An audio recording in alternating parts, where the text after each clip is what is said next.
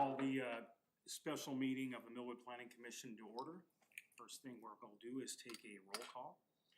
Commissioner Beasy, Commissioner Molitor here, Commissioner Rickard here, and Chairman Ankney is here. We do have 3 of our 4 here, so we do have a quorum. So the first order of business is approval of the meeting agenda. I don't see anything out of line, so I'll entertain a motion to approve. I would like to move to approve the agenda. Okay, do I have a second? I'll second that. Okay, all in favor say aye. Aye. Motion passes. Next up is approval of the meeting minutes from our last meeting. I looked them over. I thought she had done a pretty good job of putting them together. I didn't notice anything that needed to be changed. Do you guys have anything? I just have a question. First of all, I'm gonna compliment Bridget on probably the best job that we've had on Yes. meetings before, so, yeah, very thorough. Thank you. So, time out. Let's back up a second. Okay, Commissioner Beasy. Here. Here. We have a full court and we do have a quorum. And we just approved the meeting agenda, so we are on the approval of the prior meeting minutes. And that's the word. So go I've ahead, got a Jay. question on page 3, middle of the page, about the type 2 antennas. And I was just wondering, what would be applicable for a 15-foot in height and 1 meter in diameter type 2 antenna, Amanda?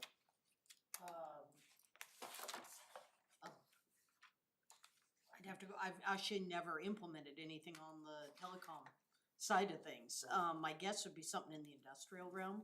Okay, But I'd have to go back and look at it, at what the definition is and look at it closer. Nobody's ever requested an antenna permit, in my time here yet. yeah, I know we talked about the smaller one on top of rooftops, but, And that's the type 1. yeah, type 1, but And Bobby, you had some experience with the type 2 antenna. Didn't you share some experience with that or?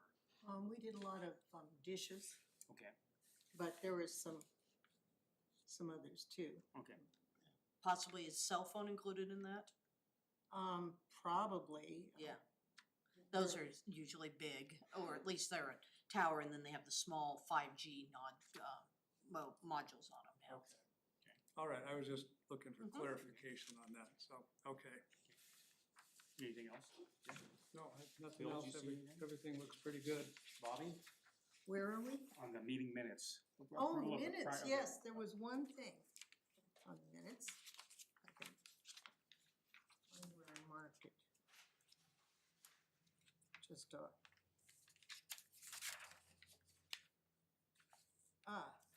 on page 3, 3 paragraphs up from the bottom, it talks about workarounds and rationale with shop requests. 1,400 square feet to 1,001 Oh, Ooh, yeah, So that's supposed to 1,1200. 1,200, yeah, I'm assuming that should be Yeah. 1120. Yeah. Okay, or 1,200. or 1,200 square feet, okay. that was all Good I- catch, that's why we call you the best in the business, Bobby. Good catch. Okay, well, as noted, if nobody has anything else, we will take a motion to approve the meeting minutes with that one correction. I will make that motion to approve them. Do I have a second? Second. Okay, all in favor say aye. Aye. Motion carries.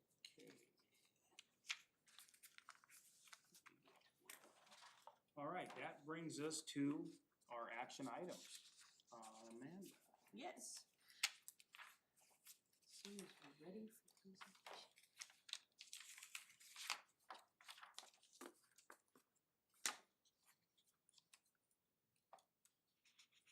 All right. Well, as promised, I've brought back a presentation to go over process review types and kind of get some direction so I can continue updating the Millwood Municipal Code, specifically concerning land divisions and project reviews, etc. Go ahead. So, just to bring us back to where we are, comp plan completely done. development regulations in process, with this topic being specifically project review procedures. And then, of course, going through, as we go through the whole code and make sure we have everything consistent, clear, and cross-referenced. So, project review procedures are governed by state legal requirements. That portion dictates the procedure and the timelines, the types of permits an applicant is applying for, and who is designated to approve the permit. In general, per the RCW, cities and counties have to develop an integrated and consolidated project permit review process. Your code had already gone through an update on that back when that went into effect. Now we have to go through and do some refinements based on what's required. The integrated process combines both procedural and substantive environmental review with the project permit review. Your code does that. And then allows no more than one open record hearing and not more than one closed record appeal hearing or closed record hearing on both the permit and the environmental review, except for appeals of a SEPA determination of significance. For the most part, the Millwood Municipal Code does that. There's just some clarity that was needed. And then GMA planning jurisdictions, which of course Millwood is, has to follow the Local Project Review Act. And that was amended in 2023 under Senate Bill 5290. And so that's what I had to study for our next steps forward. So dealing with the permit approval authority and appeals, the local governments establish the approval authority for each type of permit. And that designates whether the application goes through an administrative review and approval process or quasi-judicial, which is typically led by a hearing examiner. And I know for the most part, Millwood is different on that currently. And then once a notice of decision is made regarding the permit application, applicants or the public can appeal the decision generally within the 14 days of its issuance. However, local governments are not required to provide for administrative appeals. Millwood, for the most part, has chosen to. Quick question, can you describe quasi-judicial? Acting as a judge. So, variance. Right now, variances go before the hearing examiner. The hearing examiner acts as a judge in rendering his findings, conclusions, and decision. All right, thank you. And then land use permit approval is often conditional, as you saw when I did the administrative one for Magnolia Village, had a lot of conditions on that. And the specified conditions have to be carried out through the subsequent civil and building permits, final plats, those kinds of things, and the actual construction. So in RCW 3670B, effective January 1st, 2025, and yes, any application that's come in, even though this isn't in our code, I was required to compare to this process already, so I've been utilizing it. The state legislature has been considering, has not adopted yet, but has been considering mandatory use of a hearing examiner. And I think I briefed you guys on that. The reasoning behind that, what's been stated is hearing examiners can make objective decisions based on the record, acting as judge, reduce a city's liability, that's a big one.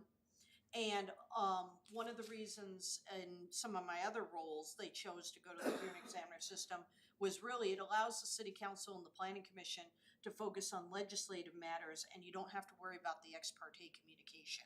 So you can talk to your neighbors, the council can talk to their neighbors if you are removed from the quasi-judicial process. And so that's why a lot of jurisdictions choose to go to that, so you can have more open conversations with your neighbors. I know this is small, but basically it just runs through the project. Very similar to how we do it now, the timelines have just changed, and it changes based on the permit type. Go ahead. So, right now, Millwood's legislative review process is clear. You have your amendments to your comp plan, you have your amendments to your development regulations. On both sides, you have your public participation in your state review. It goes through Planning Commission to Council, City Council decision to amendment adoption or appeal, which so far has not occurred. If it did, it would be filed with the Growth Management Hearings Board within 60 days. And from there, it's appealed to Superior Court within 30 days. That one's the difference on that. Comp plan amendments are one time per year. Development regulations currently under the Millwood Code can be anytime. However, one thing you may want to consider, and we actually enacted this out in Liberty Lake and got praised by Commerce for doing so, we changed it to one time a year for everything. So it was a whole legislative packet, and that ensured that we maintained consistency between the development regulations and the comp plan. Totally up to Millwood, just something I like to bring up as an option. Do they do it at the same time, or is like one in the spring and? Same one in- time. So, yours are, applications are due, I believe it's September 1st. This round closes November 1st, and then it comes to planning commission by January. That would be the same then for development regulations. Bill, you had a question? The Growth Management Hearing Board, that's a state board, right? Yep, it represents, there used to be, if I remember right, 3 based on the areas of the state, now there's 1. How do we discuss combining them then? What's the process for that, Amanda, like Liberty I Lake? write the text into the code and that's it. Okay, And then I develop the process from there. I would just update the forums and stuff. And I don't foresee it being a big issue based on how many applications you've had in the past. I can tell you it more efficiently utilizes staff time. It more efficiently utilizes planning commission time. Because what you can do is in the off time, you can work on your own things to prep. And then when the review period comes around, we actually start processing it. So your prep time would be the, if you don't have applications in, the January to August. And then your application would go forward. So say we needed to correct something in the signage standards. You could work on it and prep it, do background research, all that, and then it would actually be processed in the fall and into the spring. So it's an option. And then Millwood's administrative permit review processes are not quite as clear.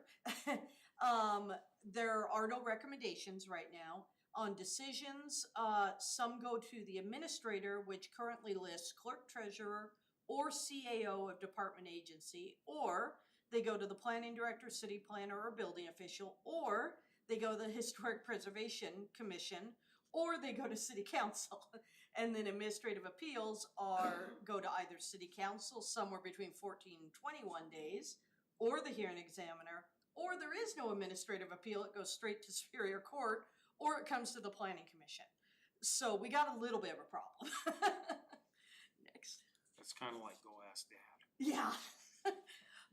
And then the quasi judicial process is not much different, other than 1 or 2 types of permits have a recommendation from the planning commission. And then from there, it's the same thing going right down, but there's even more added to it. Go ahead. So, Can, did we skip one? Can we change that? Where it has to go to, instead of all these ors, just have a clear, concise, no, it goes to. Yes, that's my Okay. next step we're going Okay, over. okay, good. Doesn't it depend on what type of thing it is? It is, Like certain things have to go to the Historic Preservation. yes, yes. And so there's always going to be the Historic Preservation Commission. And so what we're going to go over on the next slides is how we could do it to make it clear and concise for the public, for the staff, for the commissions and the council. And go ahead. There we go. So what I've put together is a proposal where we look at them by permit type. This is how most of the jurisdictions do them. So rather than call it out as this section for variance, and then you got all the stuff for variance, and then it refers back to here for the appeals, it organizes it by permit type. And so permit type 1 is administrative, no recommendations. Decision would be city planner or building official as applicable. That would be, if it's a building permit through the city of Spokane Valley for us, it'd be the building official working with me as needed. If it is a sign permit, it would be me. So what does, no recommendations, what is that recommendation? There's no recommending body for a type 1 administrative. Okay, it's not, you don't have recommendations for change, it's. There's currently no body that recommending to. recommends it. Yeah. Okay, what about, sign permits, some of those come to us also. Currently they do, and we'll need to talk about that in the fall. So remember, we're gonna hit sign permits after the periodic update. There are some legalities of doing it the way we've been doing it with the special sign permits. So we'll need to talk about that, and we wouldn't need to address it at this time. We'd just continue to go forward. And then if we change the process, we'd go back and, just say it's through a variance process, for example. Or, there are no special sign permits and we just have the code written precisely to what you wanna see for signs. So those are options we can talk about. Yeah. And then on a type 1, the HPC would see it for alterations of historic structures. So we have that called out. Administrative appeals would go to the hearing examiner. If there's anything dealing with shorelines, we have the shorelines hearing board. That's no different. That's the same So requirement. what is the Shoreline Hearing Board? Is that a county? Is that a state? Is that, That is a very good question. I believe it's a state body. I actually haven't had to take anything to Right. them. To the best of my knowledge, we haven't had an appeal. I've never had an appeal that I had to take to them. But it is a requirement through the state that the shoreline appeals are heard by that body. Kind of like the legislative has to be heard by the growth management hearings board. And then from there, it would go to Superior Court across the board. Type 2 would also be an administrative. Same decision structure, same administrative appeal, same everything is type 1. It's just a different type of permit, and it would require a public notice, and we'll go over that in a minute. Type 3 is quasi judicial. In this case, city planner or planning director, however you want to word it, it's interchangeable, would make the recommendation to the hearing examiner. The administrative appeal, there wouldn't be one, or if you want to, you could have counsel, but then it negates the keeping the counsel out of quasi judicial. And then Shoreline Superior Court. Type 4 is a recommendation from the Planning Commission, decision by the council. Administrative appeal is Growth Management Hearings Board. Judicial appeal is Superior Court. Now that could go to hearing examiner. Oh no, I'm sorry, we wouldn't on this, and I'll tell you why in a minute. And then type 5 is quasi judicial, that would be city council, no administrative appeal to Superior Court. And this will make more sense when we go to the next screen. Here are the proposed permits and how they fall into that. None of these are different than how we do them now. I just had assigned them a type. The only difference is right now the city's short plat ordinance goes up to 4 lots. The state has allowed you to go up to 9 lots. My recommendation would be to take that option because it helps more efficiently process the housing in the state, and they've recommended it. Oops, apologies. And so that is the only thing that's highlighted would be the difference. A short plat would go up to 9 lots, and then from 10 and above would be a full subdivision. That's the only change. Everything else is the same. All the ones that are listed as administrative are either brand new, like an administrative lot split, or they're already administrative. Type 2 administrative would be where it requires the public notice. And so that would be things like a commercial permit, like Conrad's mixed-use building, where we would do, I'm sorry, it wasn't big enough. If it was larger, if it was 13,000 square feet, it would have had a notice of application and stuff. A preliminary binding site plan would require the public notice, so it'd be a type 2. Shoreline substantial development permit would be under that. And then preliminary short subdivision or unit lot subdivision up to 9 lots. Who would review the shoreline substantial development permit? Okay. Because it would be type 2. Go ahead and hop back up. Okay. So type 1 would be myself or the building official for a building permit, which the building official is technically me, but I defer to City of Spokane Valley. Type 2 would also be myself or the building official. Either one of those, if it's one of the 2 historic structures or any new historic structures added to the registry, would also go through the Historic Preservation Commission. is this the way it currently is for substantial development permit? Shoreline? Yes. It yes. goes to you, Mhm. okay. So there's very little change, it's just organizing it. Okay, go ahead. And then type 3 would be your quasi judicial, your first type for there. Conditional use permit, subdivisions or unit lot subdivisions of 10 or more lots. shoreline conditional use permits, shoreline variances, and variances.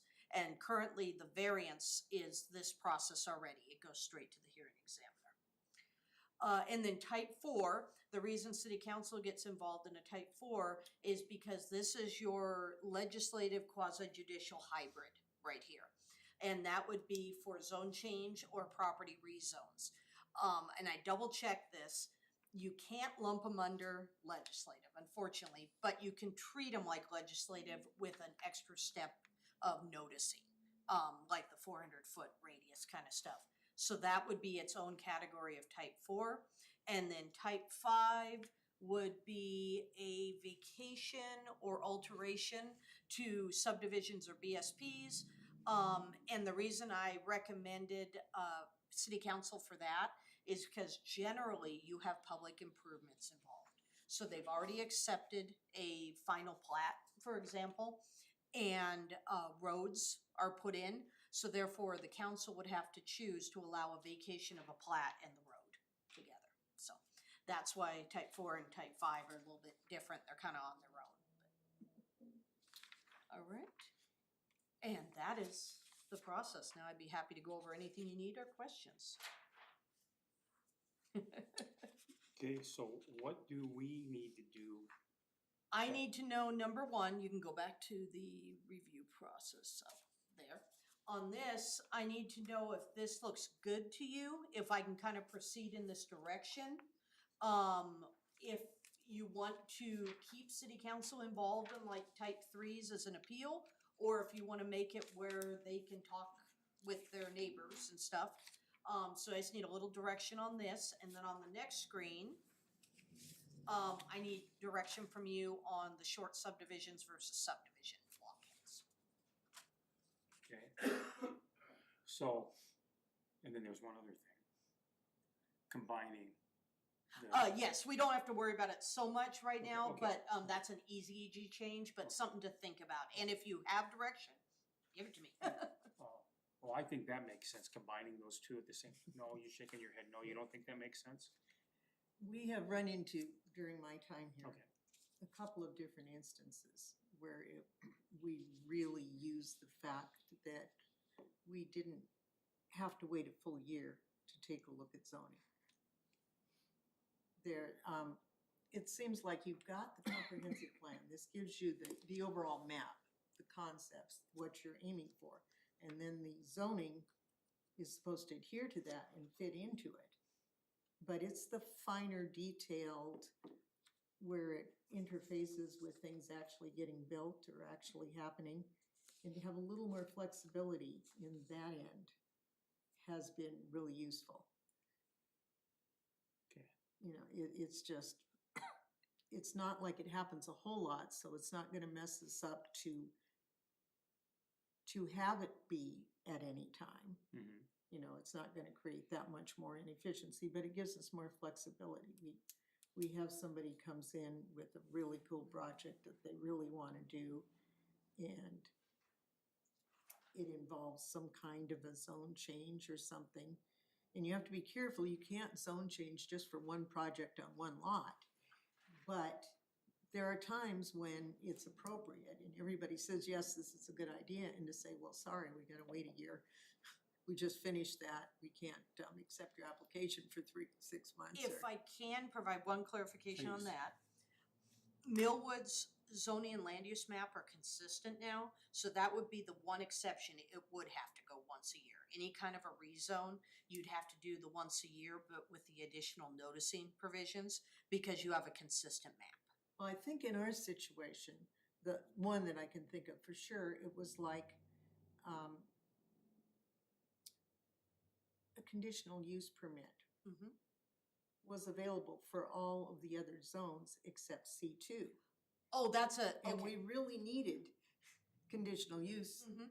permit for this Okay, building to have any use at all. in that's a C2. text amendment, that'd be fine, yeah. So we were really glad that we didn't have to wait Okay. around. And I'd say, it doesn't come up a whole lot, so we It aren't doesn't, really- so that's why it's not a big deal, but I wanted to let you know it's an option. Could that be addressed with a variance of some type if we adopt so that they're both No, together? cause it's legislative side. Okay. Thank you for that. Yeah. Okay, because I'm, Makes sense. the industry I'm in, there's certainly, I don't wanna stifle anybody because of a permit issue and having to wait a year to get their project rolling, it's already difficult enough. Okay, So what I'm hearing then on the development regulation amendments, keep them where you can do them multiple times a year, don't combine them with comp plan. so, Bill? Don't care? I don't care. Okay, Jane? I think what Bobby said makes a lot of sense. Okay. All right, We're- perfect, we're with one that. down.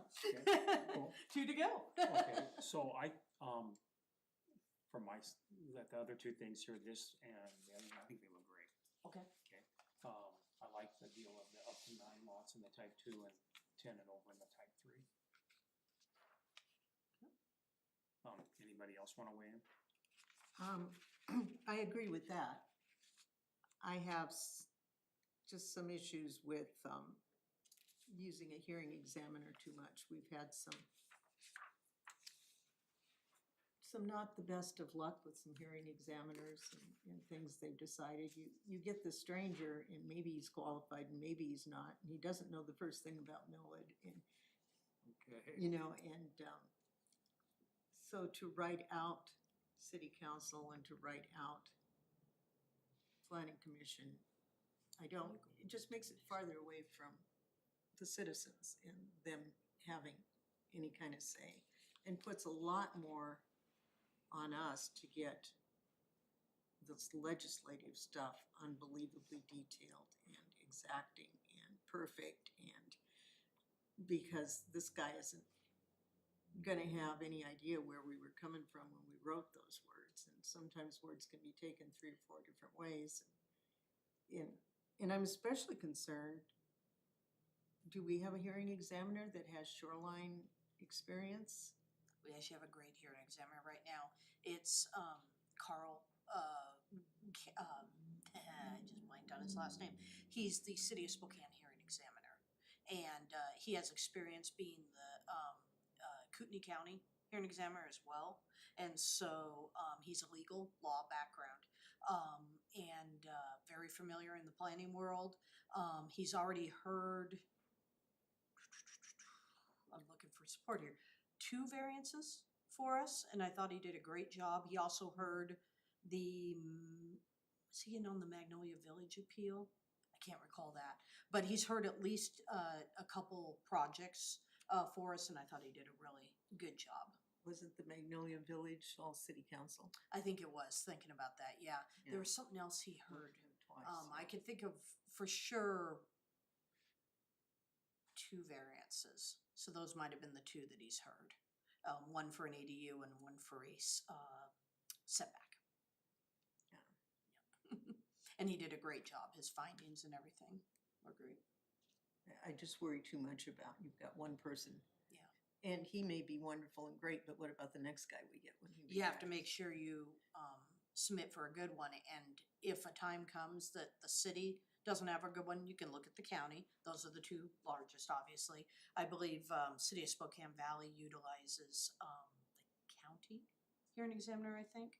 Part of this too is I had the opportunity to meet with the building official from City of Spokane Valley, Jenny, and one of her things that she expressed was it would be nice, especially on type 1, type 2, for sure, if those went to hearing examiners so we could have a more consistent process.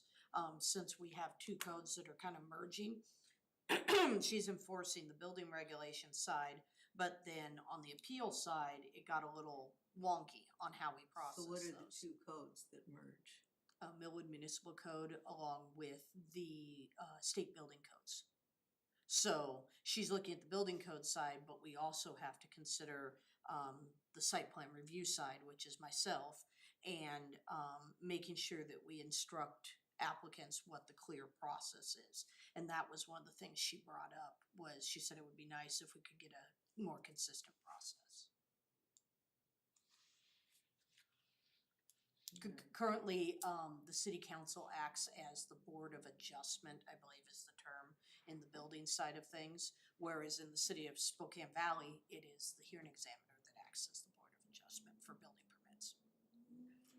So you've got the city of Spokane Valley approving a building permit, but if somebody appeals that, then which direction do we go for the appeal? So, Trying to think if have we had any? we have not yet, Okay, luckily, that I know of, at least under my time. yeah. We that's- try and deal a lot at the pre-application side of things, which is something else I'll be putting in there as a pre-application requirement. I've been running them, I just didn't have them in the code. I feel like I'd like to hear, maybe more public comment or something Yeah. on this, because it is something that pulls things farther away from them. The actual hearing, where is it held? Do they- Here. So it is actually held here, that helps. Yeah. But still, you've got one individual. So what we'd have to do is if you're not liking switching to the hearing examiner, we've gotta try and figure out how to classify these then cleanly. Because right now, as you saw, go back up real quick. Yeah. And I'll just use this one as an example, the quasi judicial side.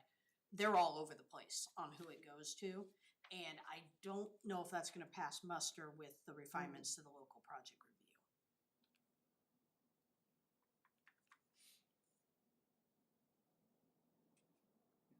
I guess I'm not totally ruling it out, but I'm not ready to jump on board yet. Okay. So, Just me. we're good on the short plat side, so I can proceed Yeah. on the land division. And then we can bring this back, again at the next one to talk about the review process side. Okay? So that takes us to the chapter 17.06 table of permitted uses. Yes.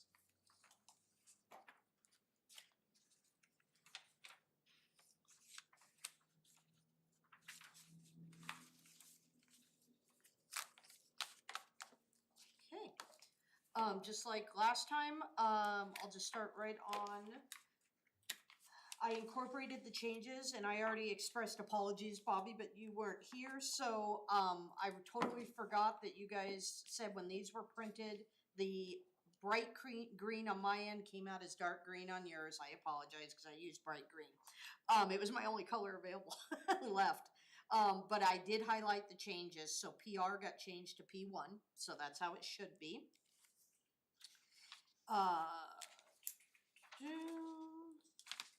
It's all there.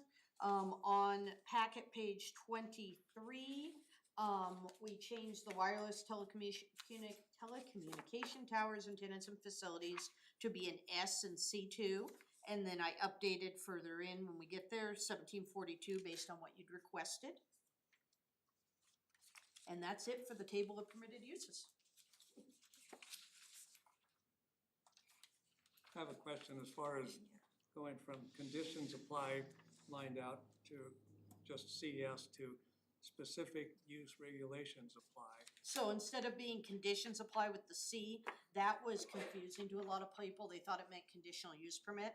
So I changed any Cs to S's and it became specific use regulations apply.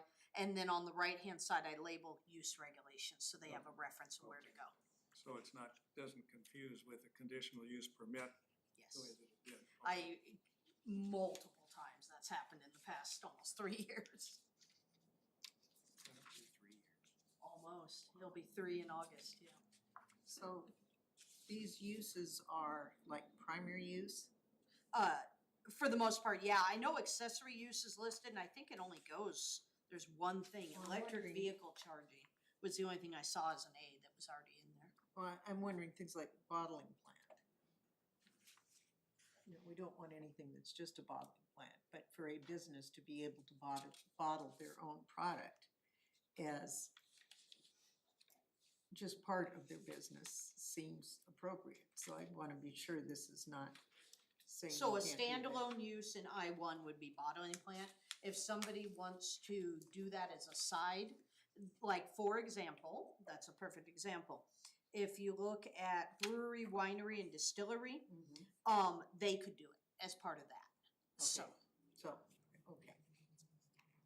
And that'd be true of even wholesaling and warehousing. Yeah. So, that's the other thing is I have the, ability to, I added in here at our last go-round, the similar use interpretation. Mhm. A, unless a similar use determination is made by the planning director. And so if there's ever a question in here, I can find the closest. That's how I realized laundromats, we had absolutely nothing that was close to it. So, but I can find the closest use, and if it's allowed in the zone, we can classify that way. I make a note to the file. If it is, there is absolutely nothing, then we'd have to come back and figure out through the planning commission process how to get another use added onto it, so. That might be something we'd wanna do, not just once a year. And you can, yeah. Yeah, Yeah. yeah, I mean, that, just, Mhm. that's another reason to keep flexible. So far, I've only had two that it happened, when, number one, when they asked about the laundromat. And number two was the contractor yard, and so they both have been added here. Again, for clarification, permanent supportive housing, transitional housing, emergency shelter. Permitted in C1, but they're not permitted in C2. Yeah. Okay, And they all fall under the definitions from state law that are in the definitions in the back. okay, okay.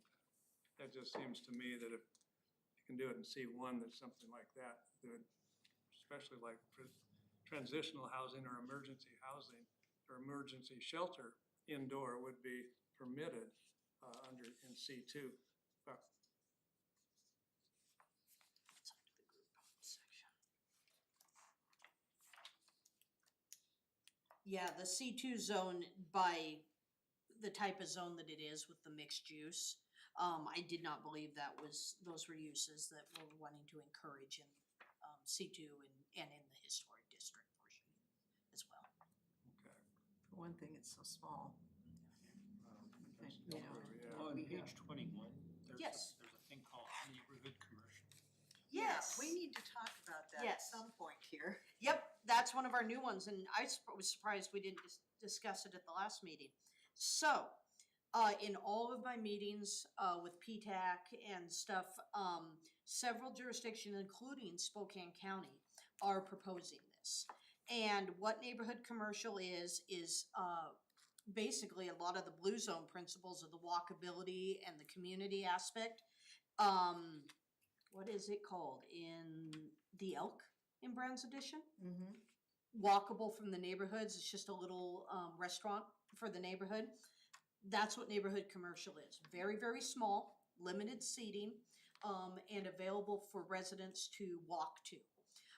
It's an option to help leave the car at home. And I suggested it as a conditional use permit only for the sheer fact it's a brand new idea for Millwood. And so I didn't think you'd want it as a full permitted use until maybe somebody actually does it. If it works, we can always change that. So I have it as a conditional use permit.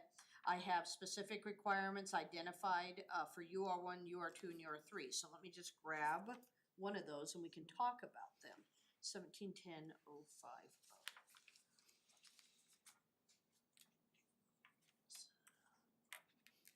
Or 1712, because it's right here.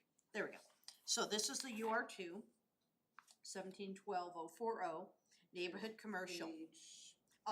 Packet page 34. Oh, and let me read the definition to you first. And I did a ton of research on this. 21 is, Yeah, page 34, she's gonna look at. oh, I'm Yeah. sorry. To talk Okay, about. got it. I did a ton of research on this to see how it would best fit within Millwood if it's something you want to do. Neighborhood commercial means small-scale businesses and services like coffee shops and local markets that serve the daily needs of nearby residents, integrating into residential areas to promote walkability and reduce car trips for necessities consistent with Blue Zone principles. Example in UR2, and I think they're all basically the same. Low-impact, small-scale neighborhood serving businesses that serve the daily needs of nearby residents and integrate into residential neighborhood with street frontage and a pedestrian-oriented design may be allowed by conditional use permit in accordance with standards regulating the issuance of conditional use permits as specified in this code. Business size is limited to a footprint up to 4,000 square feet. Hours of operation are limited to between the hours of 8 a.m. and 9 p.m. There are no minimum parking requirements. However, if parking is provided, it must be located to the side or rear of the lot, and it is not permitted between the building and the street in order to encourage pedestrian orientation.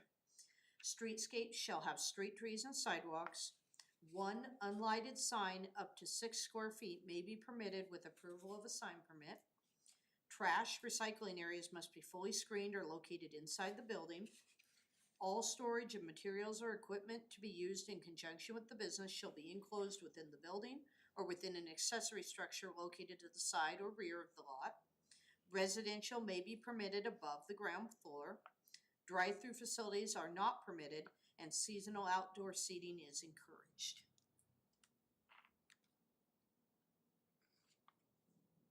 So you can picture that in UR2 being a small little store, very similar to, where did I just see this? In the Valley Community Facebook page, I think it was, they highlighted the Dishman store. And I live in the South Valley, so I'm like, oh, that's kind of cool. So I was looking at that, and that's what used to be where the Dishman gas station and the little Dishman store is now. But it used to be a historic building from the early 1900s that was then, I believe that was the one that caught fire. It was rebuilt in the 1940s as more of a 1940s design, and then transitioned to the new building that, well, newer building that it is today. And so all the kids from our neighborhoods around there walk over to the Dishman, the Chester store. Oh, Chester. Sorry, I said Dishman. It's now called Chester store, my apologies. Chester store at Dishman. They walk over to the Chester store to get ice cream and stuff in the Yeah. summer. So, Keep in mind, the county and the city of Spokane Valley are much larger. They have larger neighborhoods that don't have businesses available. We don't have anywhere over half a mile from the central business district in terms of UR2 anyway. in terms of UR2, yes. I could maybe see this makes sense in UR1, but UR2, one, you're pulling business away from the central business district, which I'm not sure we want to do. You're talking like a maximum of half a mile walk from pretty much anywhere in UR2. And I'm not sure that there's enough business in the population in that area to support without bringing people in with their cars from other areas. There's not enough foot traffic to support that, and certainly not to support that plus the central business unit district. So I have some real reservations, at least in UR2 and UR3. UR3 by design, by definition, is supposed to be close in to the business district and to public transportation. So it seems like you just expanded the business district. You haven't really put anything out in the community that people, otherwise couldn't walk to or something. So I question with our size and our layout that it makes sense, especially in UR2 and UR3. I don't know how people in UR1 feel if they want, because inevitably you'd get people from outside coming. If you put one out on Empire near where the You probably would get people Where walking the from the other neighborhoods, yeah. apartment Mhm.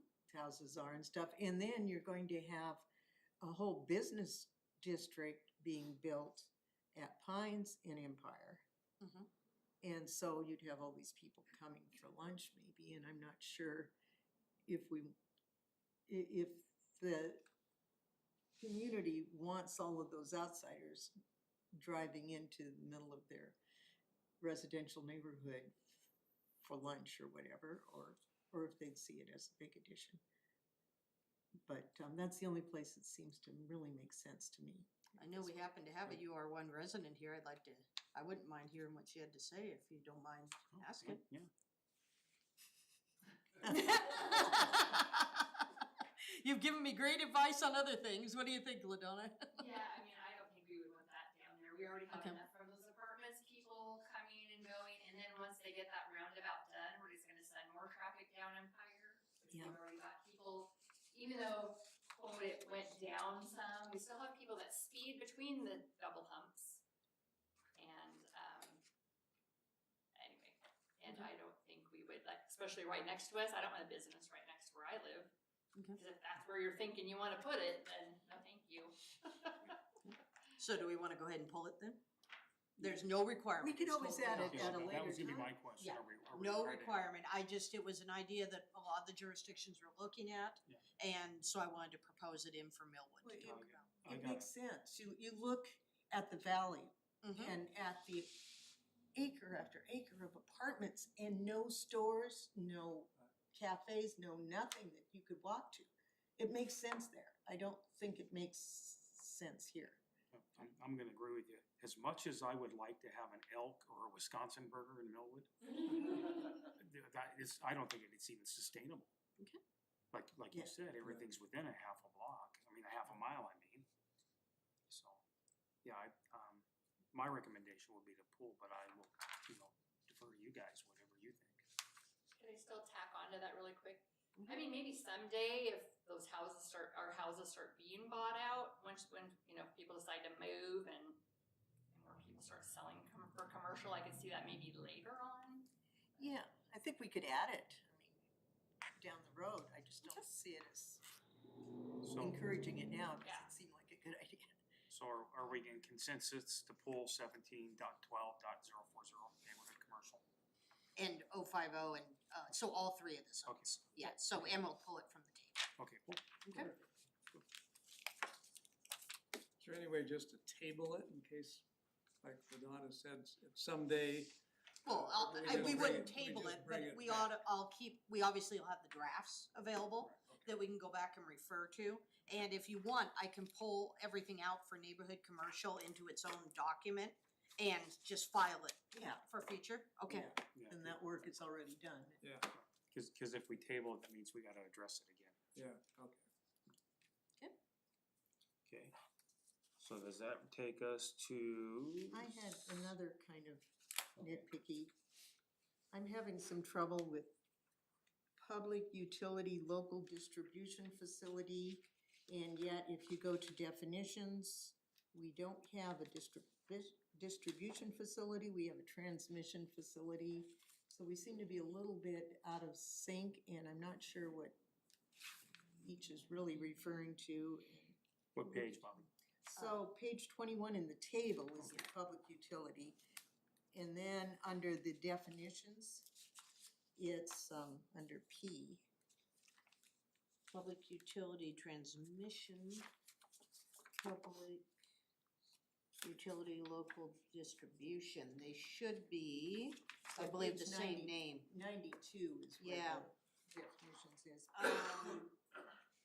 And if they're the same name, the way this is defined sounds to me like every power pole is part of a transmission facility.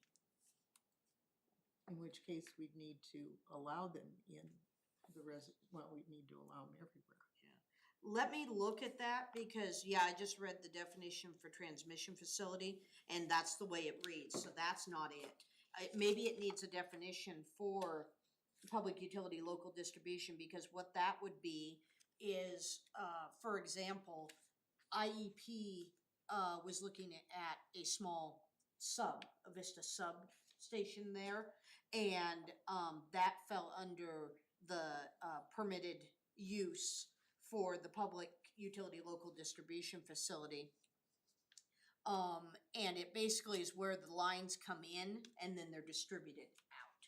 So I think we need a definition for it is what we Well, need. and we have one at the end of the park. a Yes, giant one. yes. And I don't know whether that's public, That would be the E1? P1. Yep. So I need to add a definition for public utility local distribution facility. yeah. Okay.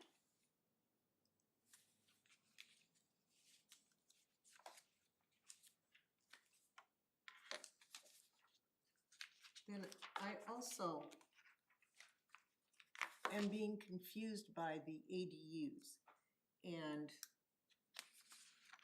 two ADUs that are stuck together, one building. How do we know whether it's two ADUs in one building or whether it's a duplex? If the, well, What's if it's the per, difference between ADUs and a, not much anymore. so we're saying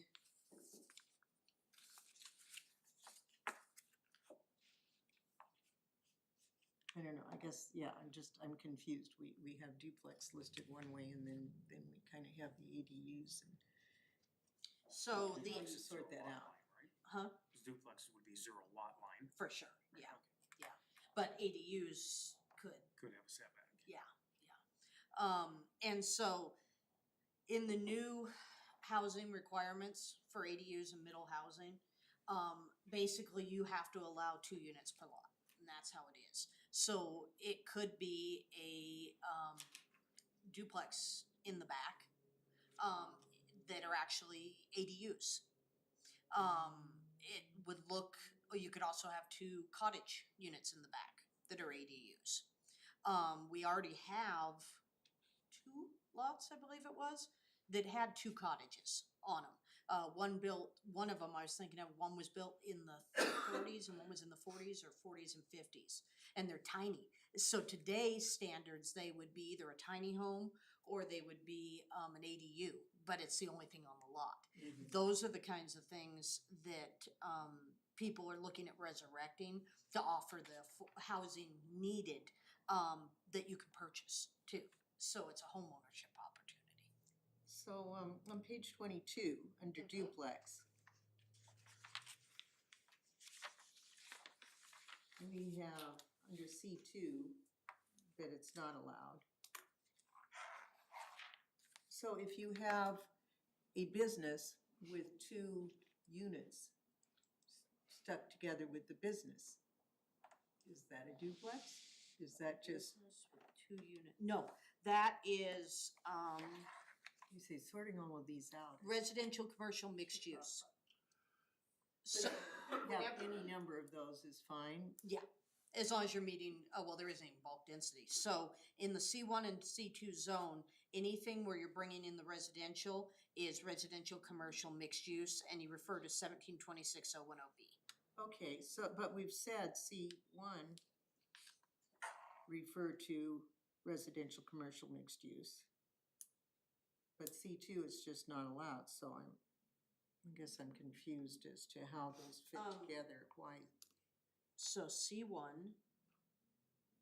refer to residential, commercial, Why mixed wouldn't it be allowed in use, C2? triplex. It would be something from the comp plan. That's why I did it that way. So I mean, if we have a commercial building that has 2 units, Mm-hmm. 2 residential units as a mixed use, Mhm. residential or whatever. I don't, off the top of my head, I don't see why we can't have duplex as an S.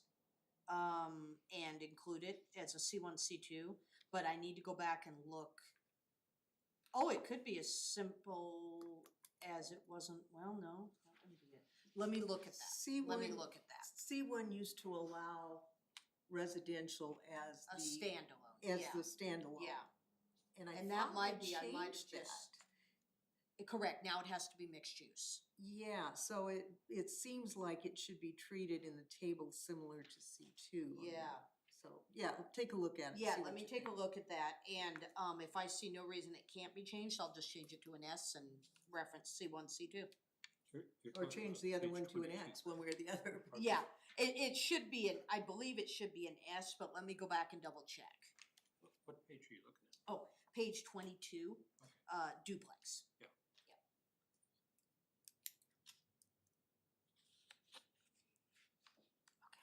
I mean, if duplex means standalone, well, then it should be X in both cases. If duplex can be part of a, It can be Commercial part, cause building. it'd be horizontal mixed use too, cause you can have vertical or horizontal. well, it could be horizontal mixed Yeah. use too. You could have the duplex upstairs and the Yeah, business downstairs. duplex in C2, It's question, been known to happen. Yeah, it's Okay. been known to happen in Millwood. page 22. I will look at that.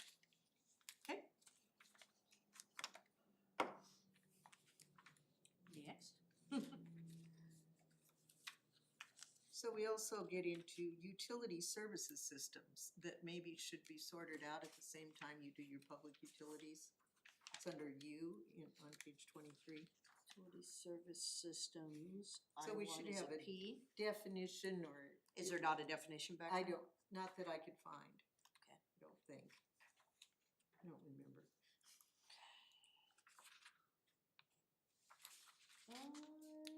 I think I need to add it. Utility service systems, okay?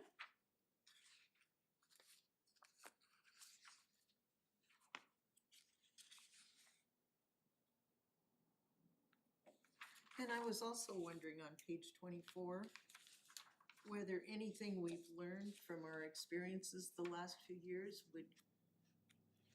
would cause us to want to change or to add to the definition of auto wrecking or anything? Do we need to explain it better? Are we okay? Did we turn out to be okay on it? The code wasn't the issue. It was getting it cleaned up was the issue. Right, so we're okay with just, it did count as, I never heard, okay.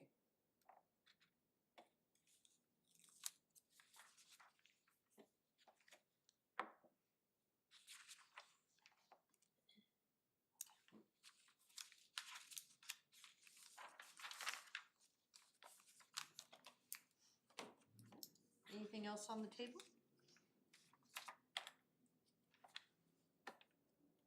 No? Okay. I will get those corrections / questions addressed on the next go-round. Okay. You ready to move to the next one? Move on to chapter 17.08 to 17.18. Mhm. Yep. So I will pull out neighborhood commercial from those. And then I think we had a couple highlights that we brought back. All right. Oh, I left, so beekeeping, I know we are still in question on that, but it sounded like you were leaning towards allowing it. So what I did is I just took the UR1 language, put it in UR2 and UR3, and left a little highlight on the number so that you could double check if that's okay. I was having trouble decoding what you were meant by the nuisance thing. I'll make a real simple example. I'm allergic to bees. My neighbors, and I'm on just under a quarter-acre lot. My neighbors actually put a bee box up, and I was like, oh boy. And we measured, and I have not had any issues yet. But dealing with the nuisance, if somebody puts a beekeeping in a small scale and you got somebody next door to you that's allergic to bees, that could be classified as a nuisance for the adjoining property owner. That's the example I was thinking of when I wrote it that way, so that it would not create a problem for the adjoining neighbors. So it's allowed unless the conditions are such that it's creating a problem? Yeah. Okay, and who determines if it's creating? It has to go through the code enforcement process. Which And it would have to means- be declared a public nuisance. Yeah, who declares it? It makes that starts decision? with the code enforcement officer, which is still the clerk at this time.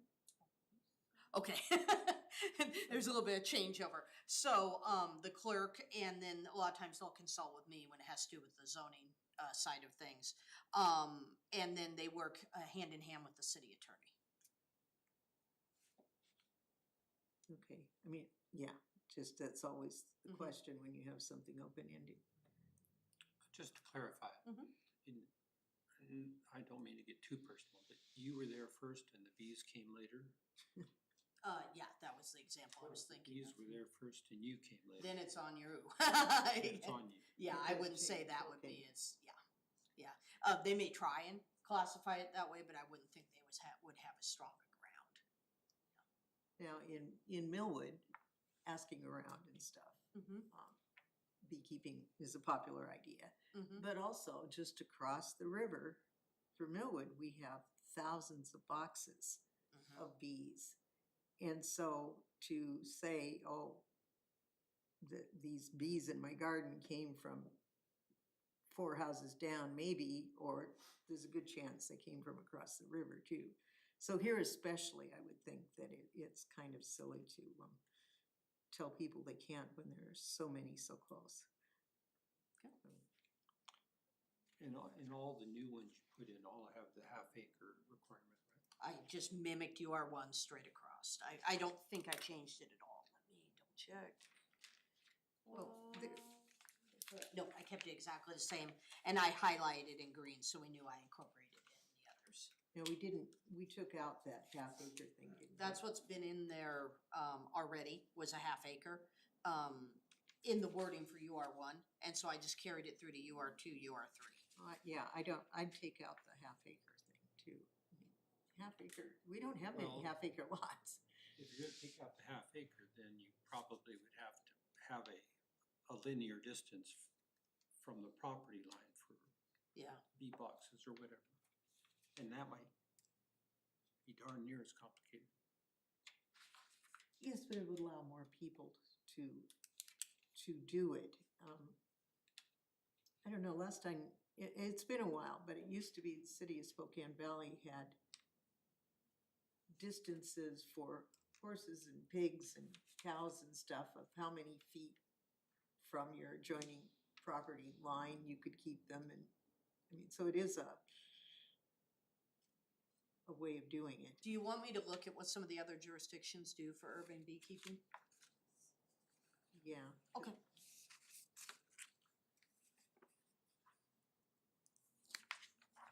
I don't think we had a half acre in there before. I think it just didn't talk about beekeeping. It didn't, I added it in on the previous round for UR1, and then we Okay, so didn't that's have not it. something that's been in the code No, no, it forever, was in that's the something previous. you added, Yeah, yeah, previous, so the February version. And the half acre was based on, let's see, I researched the blue zones and I researched the Urban Department of Agriculture, Urban Agriculture section, and I believe that's where I got it, was the 1/2 acre was from them. Yeah. I kinda like the nuisance thing, if it's causing if you got it set up so it's causing problems for your neighbor, then you probably shouldn't do it. Then it gets into an enforcement issue. But even on half an acre, if you put it right next to your neighbor on that half acre, Yes. you know, what's the Sure. difference between that and a third of an acre? Yeah. A quarter Or acre. less, yeah. Or less. And say, we have had them in Millwood and it just hasn't been an issue. And we've had them on lots smaller than half acre. It's not been an issue.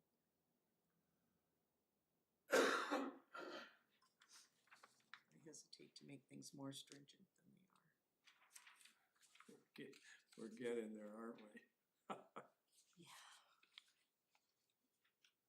Okay, I got that down. And I don't think we had anything else. I still left highlighted the accessory building stuff, so we can come back to that. I made the change in UR2 of other livestock is prohibited, took out the keeping and maintaining, it was just slaughtering that was prohibited, and then the bees were the other part I did there for you. Millwood Historic District, I had a typo in that, on how I worded it, so I just wanted to be real clear. It's changed to should consider. So in my interviews, I was asked to look at, the Millwood design standards, which you guys already had some in some of the zones, and then how we could incorporate in, references to the historic district design standards. So I went through and added, I actually utilized the tier 1 cities model ordinance and utilized Millwoods as a basis, incorporated in what I could to define for the residential design, so the 1712-020 example. And then any zone that has Millwood Historic District, which is UR2, UR3, and C2, I added a reference that if you're in that district, consider utilizing some of these standards. Obviously, you're not required to unless you're a registry property, which was only 2, but consider it. And that's how I've been discussing it with people all along. So if I get a neighbor that lives in UR2 and they happen to have the historic district overlay, first I check, nope, they're not a registry property, so they don't have to go through anything on that. But I do say that there's guidelines available that they can, if they choose to, utilize as part of adding an ADU above their garage. And I've had quite a few people go and look at the guidelines. And so that's what this was just a reference to it, so they know it's available, but it wouldn't be required. It's a should consider. Right. Or can consider, I can do whatever. We just need to make sure it's not I- required. I like should consider. Okay. You know, So- it's a long ways from saying you have to, but it implies that it's your duty as a citizen to at least think about it. Should instead of shall. Yes, I accidentally had shall last time and I was like, ooh, yeah. I noticed It was that, brought to yeah. my attention, it was a shall, even though the guidelines say it wasn't required, but you wouldn't know that unless you looked at the guidelines. Well, shall consider, you can always Yeah. consider and say no, Yeah. but how do you make sure somebody considered? Yeah, so, So, yeah. All should right. is good. so that was done. Okay, moving forward. And So- then, continue, okay. UR3, I made the same changes on the animal section that we talked about, adding in the 4 female fowl, or 4 rabbits, but other livestock is prohibited. Kept the accessory buildings highlighted again, same change to the historic district. And ADU, standard, this was the section that you had asked me to look at the wording on it. And after I reread it, I'm like, yeah, that is kind of confusing. So I reworded packet page 40. This is on the ADUs. ADUs must comply with 1708010, the residential development standards. And what I was trying to clarify here is state law does not allow ADUs to be more restrictive than single-family homes. They cannot be. So I said, and standards shall not be more restrictive than those for the principal units. Direct quote right out of state law, and that simplified it, I figured. Okay, On page 40, yes, number 6, on all lots that meet the minimum lot size. that's right out of state law. But when we come back to, We took out the minimum lot we size. don't one have with a the bulk. minimum Yeah. lot size. Yeah. That's, we in effect have minimum lot size, Yes. but we don't have one that they can just refer to. Yeah, and I went back and forth on when I suggested that. Essentially, we have the bulk density standards, and I figured it was more beneficial to remove one thing from that table to make it easier to figure out how to fit everything on these lots, and still just leave that in there, even though it's state law. They're gonna have 2 ADUs. We don't have that small of lots in most cases, so they're gonna have Yes. ADUs. Yeah. Correct, yes. And if we ever run into that, they still have the bulk density standard that applies, so. I figured it was, like I said, more beneficial to leave the flexibility in the table than to worry about that one provision, but. I'm still, it's gonna take me a while, I'm still struggling with the 5 or 6 different things that go into whether or not you can build and what you can build and where it has to be on the lot, and all of that is just so complicated. Yeah. That how do you expect someone to say, oh, I'm thinking about buying that lot in Millwood, or that house in Millwood, and expect them before they need to put an offer on it, figure out whether what they wanna do is legal or not. It's- Yeah. Well, and the first step obviously is the bulk density standards. And like we talked about, They're not even in this document, right?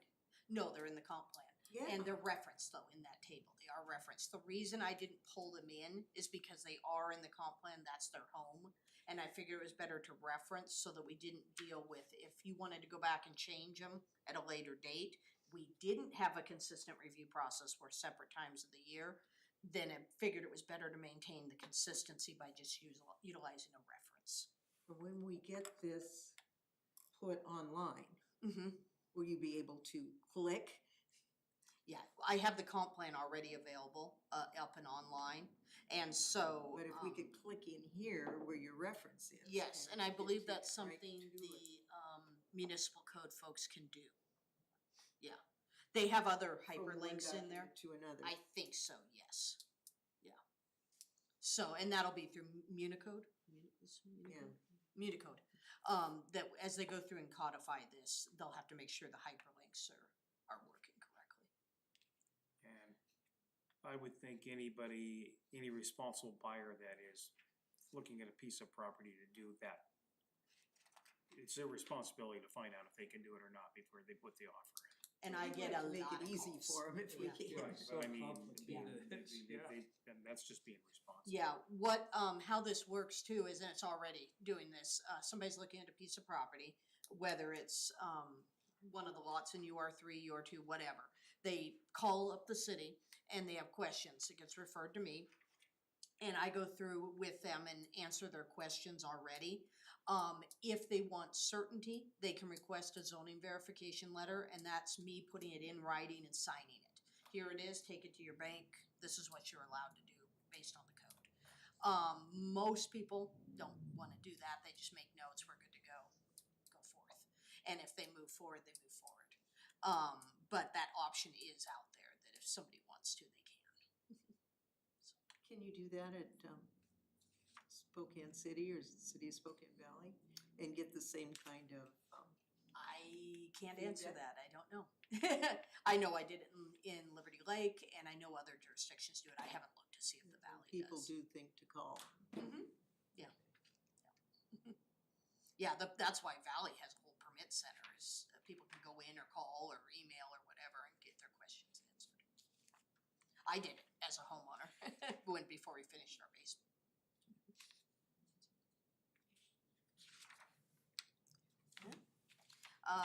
So I noticed we're changing the height of things. So which, are we looking at Page 25. residential? Okay. The table on page 25. Yes, and I have a good Where we're answer just- for that. Adding 15 feet to things. So, are you talking on the setback part or on the height itself? Height, Okay, height is not changing, 35, 35, 35. You gotta remember accessory dwelling units can't be more restrictive than single-family homes. right, but That's why- garages and, Garages were Accessory specified, 5, 6, and 7. Number 5. yeah, Building height, okay, that's how it's measured, 6, here we go.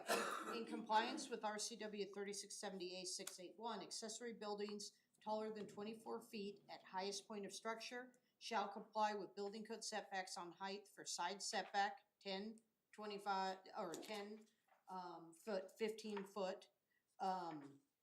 Rear setback shall match required side setbacks from property line for accessory buildings taller than 24 feet.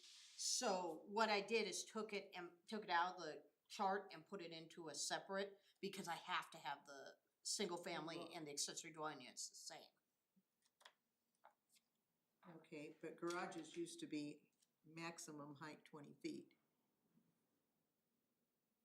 What was the And reason now for we're making 24? it 35 feet, that's an extra 15 feet. I know No, people that- garages are accessory buildings taller than 24 feet at the highest point of the If structure. you look at the part Okay. you struck out on that table, So 3 and 5, 3 used to be,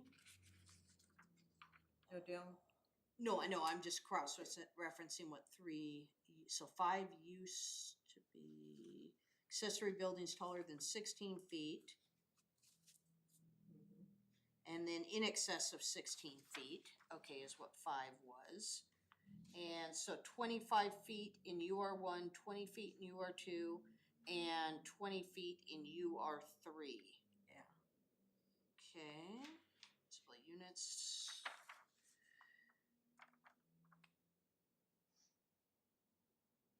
I'd have to go back to that RCW on why I changed it. There was a reason. I know people have been asking for taller, but They have been, but there were, since I referenced the RCW, that's why I tried to reference those Yeah. RCWs, cause there's so much in this update. Do you have access to the internet on this? Okay, can you type in, RCW 36.70A.681. 36.70A.681.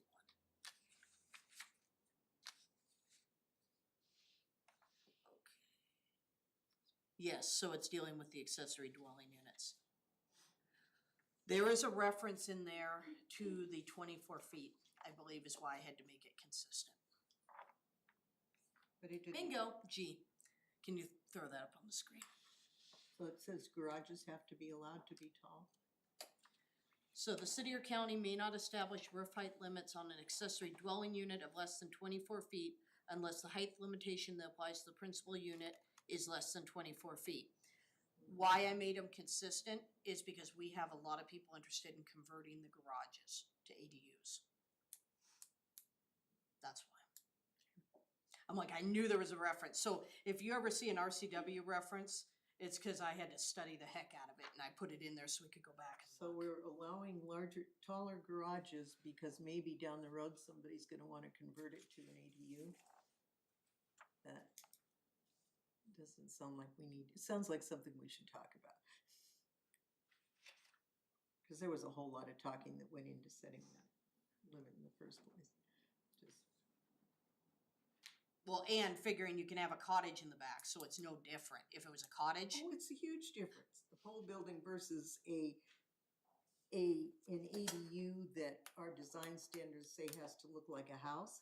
There's a big difference between a pole building and a mini house. I in meant terms of for how it height, looks. for height wise. For height too, Yeah, and how it yeah. looks. I mean, you've got this huge pole building with its corrugated metal Yeah. and stuff overshadowing the house, or you've got a more urban looking, nicely designed house that's sitting up higher than the. But they 19 do have to increase the setbacks by matching them. So now when you have, the height up to 20 feet, height up to 28, you have to increase the setbacks, which is what I heard was requested. So you're sitting it back further from the property line. Well, yeah, that's what, Yeah, and so that's what Rules that have does always too, been, is it yeah. cross-references it to that. Yeah, and I guess I'm still not okay at just signing up on this without. and take a look, Bobby, and if you have any other suggestions. I went through between the checklist and the RCWs and everything and did the best I thought that we could do for consistency to not set us sideways, but if you see a better way of doing it, let me know. I'm open. Just treat garages separately from ADUs in there. It's the conversion And I part can that I was see- concerned. Part, yep, I agree with that. Yeah. So are we gonna have a lot of pole buildings converted to ADUs, do you think? I already have garages getting converted. Right, right, but, yeah, but are they, right. what kind of construction? Garage, pole building, garage, pole building, there's a difference, Yeah, okay? And I Yeah. can see garages being converted, I can't see pole buildings being allowed to be converted. I think that'd be something taken up in the permit process. And they're the objectionable ones. A nicely built garage, I don't care if it's two-story or. so it sounds tall like or- the pole building construction type, so it's not a garage issue. It's a the design pole- issue. It's the pole building construction type. Right. Okay, Well, construction type and design, both. yeah, so do you want to allow pole buildings? I know we have a ton of them, and I would assume you wanna continue that for shops, but Can we call them out with different sizes? I have to look at that. I think Ladonna has a, I mean, I don't know if I'm supposed to jump in or wait. I'd like to hear if it's okay. yeah, It's just, I mean, a lot of people are building barn dominiums now. I mean, I Yeah. guess they have to be on certain lot sizes maybe though, I don't know. I mean, and they're using steel. I mean, number one, the snow comes off easier. You don't have to replace your Yeah. roof as often. You might have to seal up, the holes maybe. I mean, people are doing that now. We're not talking about steel roofs. I'm talking No, but I'm about- talking about the building construction itself. She's They're talking building about barn dominiums that they're barn basically dominiums or full whatever. I've build had questions about garages, barn but they might, dominiums, too. put a little extra, supports in them, because I think you need that for a home though, anyway, you have to have it, good support in them. But people are building them like that, I mean, Mhm. and they can be cheaper or more expensive depending on how fancy you wanna get. But it's it's less expensive for people to build those nowadays. I mean, I know it kinda messes up, but there's not a lot to build you know, put those up really in the main part of Millwood. I mean, maybe more on our side now, right? I might be wrong though. They're putting pole buildings. You've got your little, Okay, 1950s, yeah, post-World War II, low one-story house, and then you've got this giant pole building taking up most of the rest of the lot, yeah. and it's And I know ugly. it's an eyesore, but just saying, I have no problem with those, but that's just me. So I just wanted to bring that up. And we talked about in our targeted stakeholder meetings, we talked about some of this design stuff, and what I heard, and tell me if I'm wrong, was they wanted to be able to do the big shops, didn't care quite as much about lot coverage, but I know planning commission did, so I preserved it.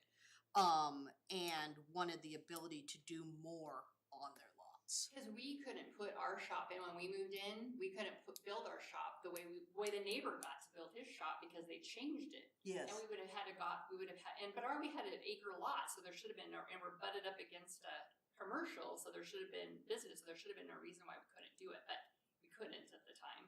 Unless we got special permission, and that could have taken a month or two or however long, and we needed to get the stuff built right away, so we had to make our shop tiny and put a garage in. So just something to think about on the bigger lots anyway, I guess. yeah, and then that's, UR1 can maybe be different than UR2 or. Yeah, true.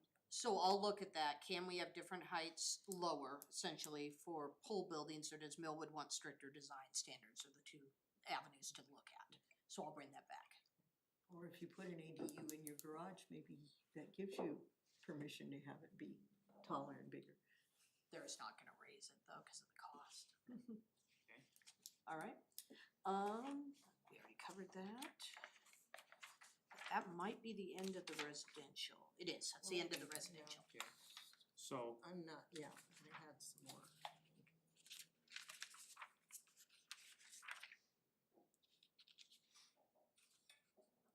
Okay, so I had,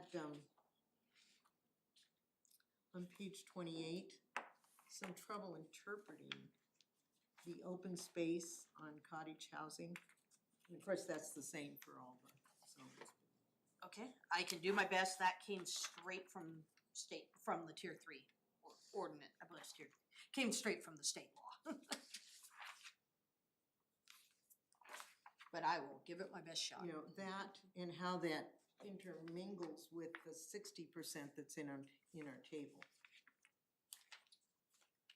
So, open space should be provided equal to or to a minimum 20% of the lot size, individual unit lots. This may include common open space, private open space.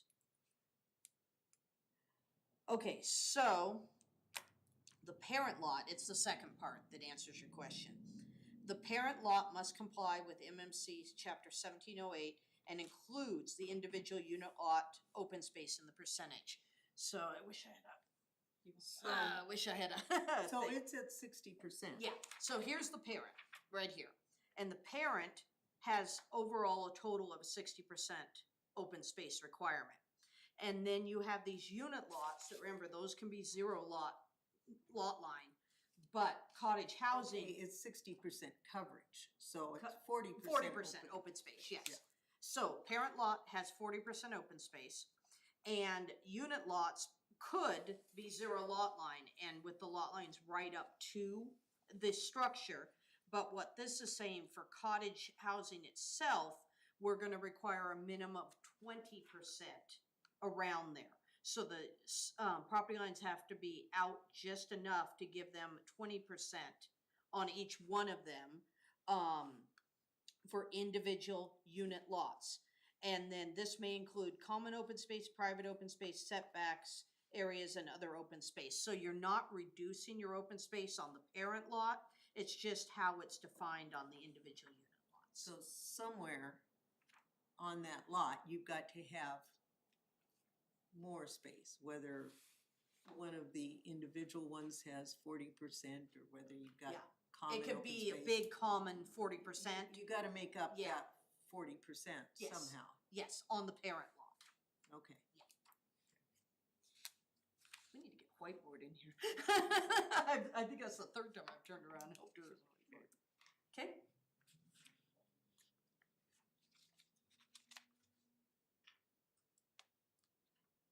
Oh, then the other thing that I ran across in each of them, page 29 is one. Libraries, churches, art galleries, and schools. mm-hmm, So A is,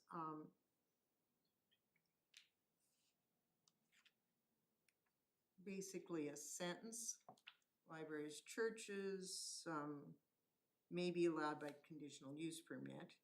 And C is a sentence. But B is just this thing sitting out there that doesn't, there's no verb, it doesn't really say anything, it's just like it's set. not less than 12,000 square feet with not less than 100 feet of continuous frontage on improved street with a minimum lot width the same as that of the lot frontage. So that's just how they're permitted. I can What read, does it, yeah, attach to? It's just sitting there and it doesn't really say what it's, it can be must be on property of not less than 12,000 square feet with not less than 100 feet of continuous frontage on improved street with a minimum lot width the same as the lot frontage. So I could So- just add must be. it's what used to be tacked on the front of A. You Yeah. just separated it out. Yeah. Okay, so yeah, that needs to be a sentence explaining how it relates to this. So must be, and then that's a lowercase o. Yeah. Okay, And that's in all three all three zones? residential zones that Okay. shows up.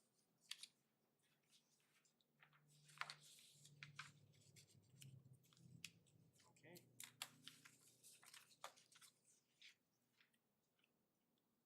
Does that get us through to 17, 18?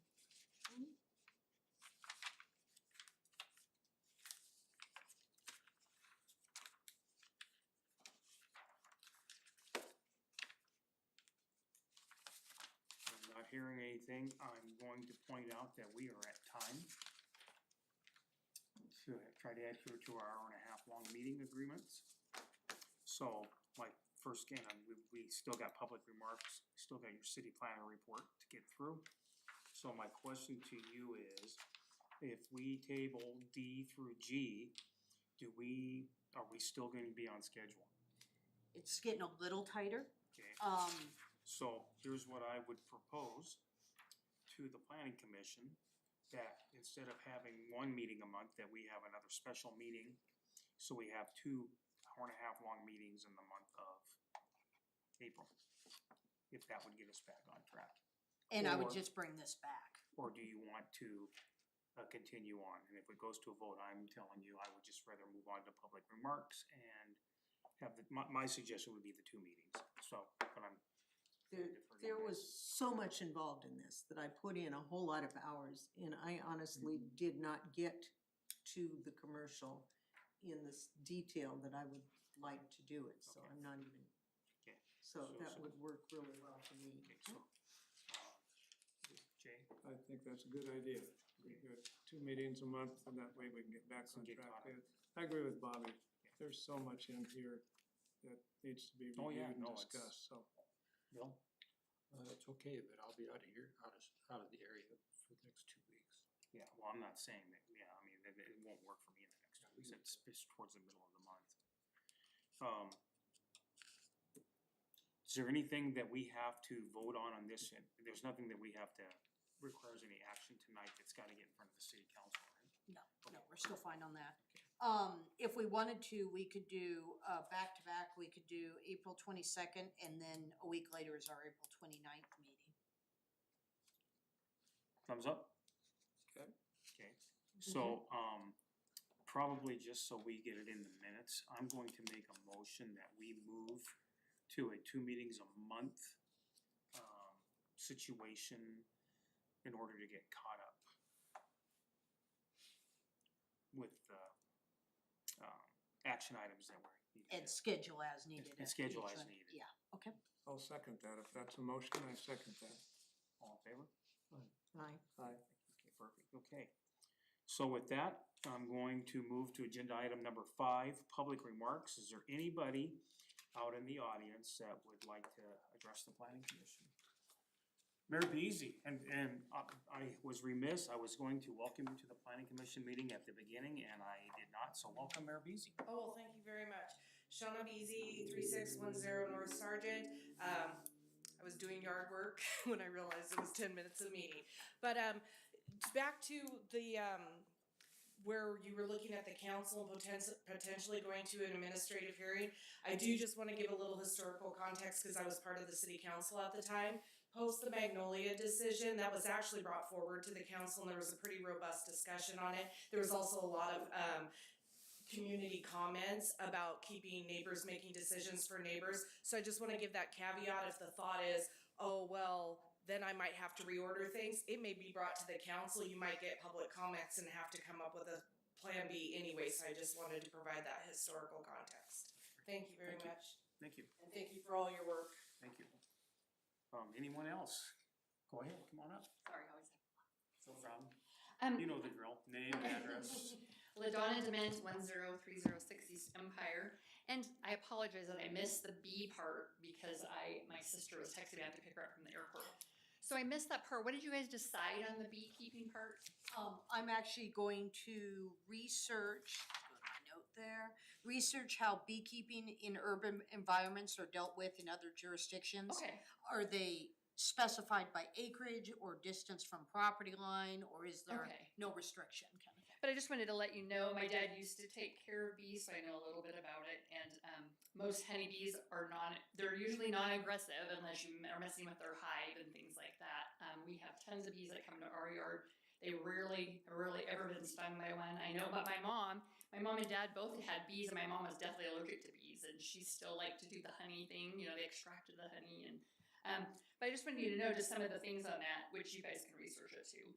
But it says foraging habits. Bees bypass immediate surroundings to forage in vast distance areas because they can travel like up to 3 miles to get their honey. And then what are some of the other things? And then they might go to someone else's yard too if they need water. So if the beekeepers themselves have their water provided by their hives, that shouldn't be an issue. And if you have plants in your yard that attract bees, they're going to come anyway, even if there wasn't a beekeeping, right next to you. But so I just wanted you to know that some of these things can be researched too, that they're usually not. So maybe just the look of the hives, if they're not kept up tidy, I guess, to look good in stacked positions, maybe that would be, a little something too to consider. But just wanted you to know. So thank you. Thank you. Anyone else? Saying done, we're going to move forward to our city planner report. Amanda. All right, so, I'm just writing down hers, I may get some info from her on that. Go to city planner report.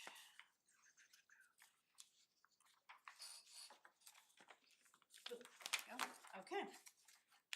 So we finally got that BLA that's been hanging around for a while recorded, and that's all put to bed there. I got approved a detached garage that's been around for a little while. That's now been signed off in SmartGov. Good news, the mixed-use building is back. And they actually found a way. So originally it was proposed to be 4 units. They applied for the permit at 3. They actually did market research, whatever they do in the business community, and got it back to 4. So it's gonna be 4 residential units, office space, and then instead of 2 restaurants, 1 single restaurant space on the ground floor. And so that's actually moving forward again there. And then 2708 North Laura, that one went through site plan review. That was the one that was approved for a variance last year. He actually came back within the year timeframe, got his site plan review and approval, and then went on to apply for building permit through the city of the Valley. You all know what we've done for the periodic updates, so I don't have to go over that, and that's it. Great. Any questions for Amanda? I have a question on the property that's just across Argonne here that they've been, has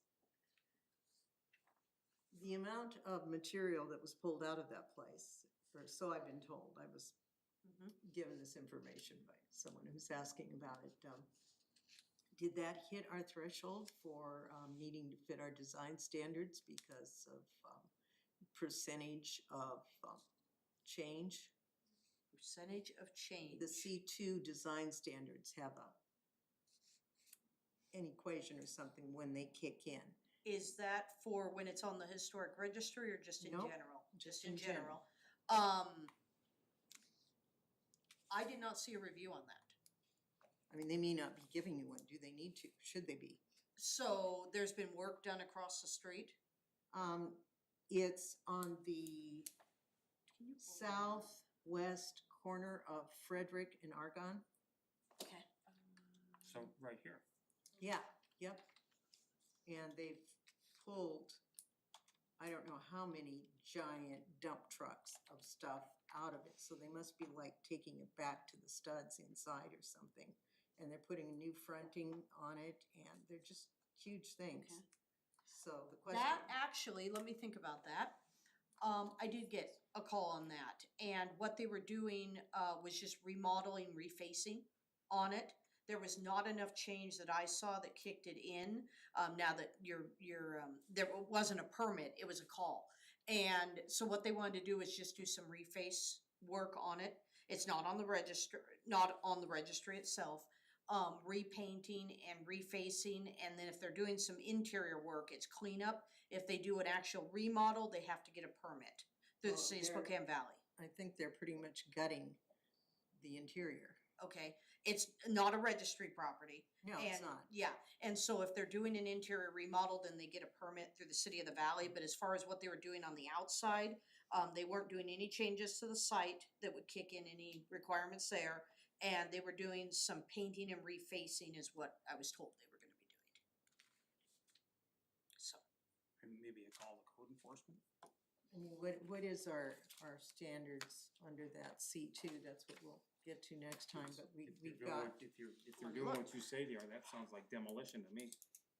they're not demolishing the building, I know that, But there's yeah. demolition going on inside. But there's a whole lot of, and I forget what our criteria are. It's in that, we got it. It's under the Yeah, it's under 1726. C2 at the beginning of the design standard things that calls it, Any other questions for Amanda? Okay. Any other questions on that particular issue, Bobby? just, Just check it out.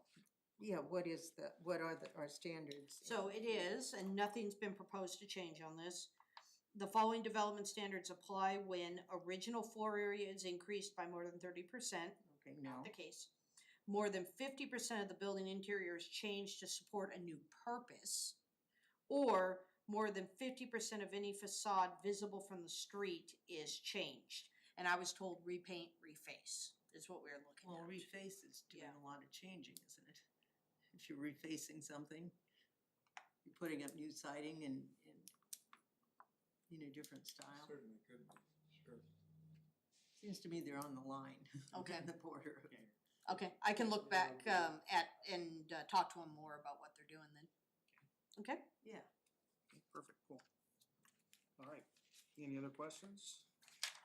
We'll move to commissioner comments. Commissioner Beasy. Well, that pretty much was my comment. Commissioner Molitor. No additional comments. Commissioner Rickard. No comments. Okay. Just a couple things, great work, Bridget, on the packet. Amanda has always great work. I know this isn't easy work. Once again, thank you to my fellow commissioners for, letting us do the special meeting since I was out of town at our normal time. As always, thank you to the public for attending. We can't do what we do without your input and it's much appreciated. Couple things to point out.